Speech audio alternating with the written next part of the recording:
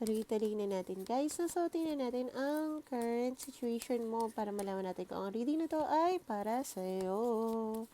Para sa'yo, ako'y iibig pang muli. Dahil...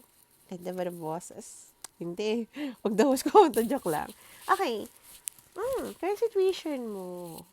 You're healing your inner child. Someone might pat up, hindi lang sa buhay mo, might be in your speed na hindi mo akalain. Ito yung tao na hindi mo nasabi kung ano yung nararamdaman mo. But, you know why? Bakit hindi nag-work or hindi pa yung tamang panahon, Lord? Archangel Michael is here. Kasi siguro baka lalo yung masaktan ng isa't isa o may kasakitan kayo or may mga bagay pa kayo dapat magtutunan bago mag-align. So, I think this person, nung kung kailan mo siya makikita, is the divine timing. Thank you, Archangel Michael ko. Okay, so let's go. Ano ba? Sino ba tong taon to na biglang magpa-pop up sa newsfeed ng aking collective? Na maiintindihan niya. I think may mga sagot, may mga tanong ka din na makukuha mong sagot, no? Yup. Two of Cups. Page of Swords. Okay, ito yung tao na hindi kayo nagkaroon ng relasyon. Okay? Siguro kasi sobrang grounded or pinoprotektahan yung isa, yung feelings niya. Iniisip niya yung sasabihin niya bago siya magsalita. Okay? Yeah.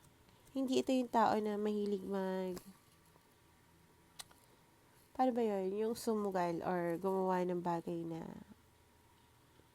maaaring masira yung pangalan niya. Pero, itong tao to, pag may gusto siya, gagawin niya lahat para magkaroon ng movement ang isang bagay na gusto niyang makuha. Malayo yata sa itong tao to or may reason kung bakit kailangan niya mag-travel towards you. Siguro sabihin natin ibang city lang ba ko or ganyan. Dasma, parang ganun, no? Yeah, magta-travel towards the person ito and travel. Ito yung Two of Cups mo. This is the person. This is your partner. Hindi lang to yung person mo. Partner ito. Wow. Kasi na-overcome niya na din yung mga obstacles niya at ready na siya na ibigay yung cups niya. Willing to give and take. Hindi na nakikita ko. So, itong person na to, hindi kayo nagka-grounding. But I think, kasi sobrang protective niya sa nararamdaman niya. Ganon. Nakita ko man yung Eight of Wands. But I think, dumaan siya sa mabagal na proseso. But since natapos niya yung mga dapat niya tapusin, no? Willing siya mag-travel at walang makakapigil sa kanya. Naalala ko yung narinig kong kanta kanina na, kilala mo naman ako, ako yung tipo na susuko, ilalaban kita. Parang gano'n, no? Kalimutan ko na. So, tingnan natin yung guides, sasabihin ng guides mo towards this connection. Pero wow ha. Ang galing Nakakatuwa kasi this year. Last year kasi lahat puro unsure, uncertainty. Pero karamihan ngayon ng reading ko is parang, sure ako kung ano yung pinaglalaban ko. Sure ako kung ano yung gusto ko. So, wala akong pakisasabihin na iba, which is very nice. Especially, this is a year of the horse coming up, right? So, good. Okay.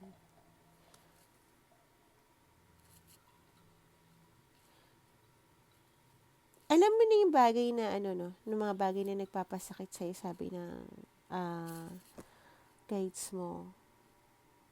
So, okay lang na protektahan mo yung sarili mo at hindi mo ibigay agad kung ano man yung halimbawa kung hindi mo kaagad pagkakatiwalaan to, yung mga ganun, no? But, kung yung tao to ipupunta sa'yo at may sasabihin siya, mag-negotiate kayo, okay? Parang negotiate, ano yung ibig sabihin yan? Siguro, okay lang na kung nasaktan ka nito before, no? Hindi ko sinabi physical. Kung physical, run, run, run.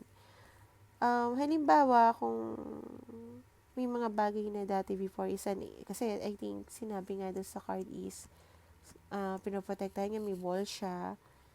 So, I think yun, kung titingnan mo kung ano yung bagay na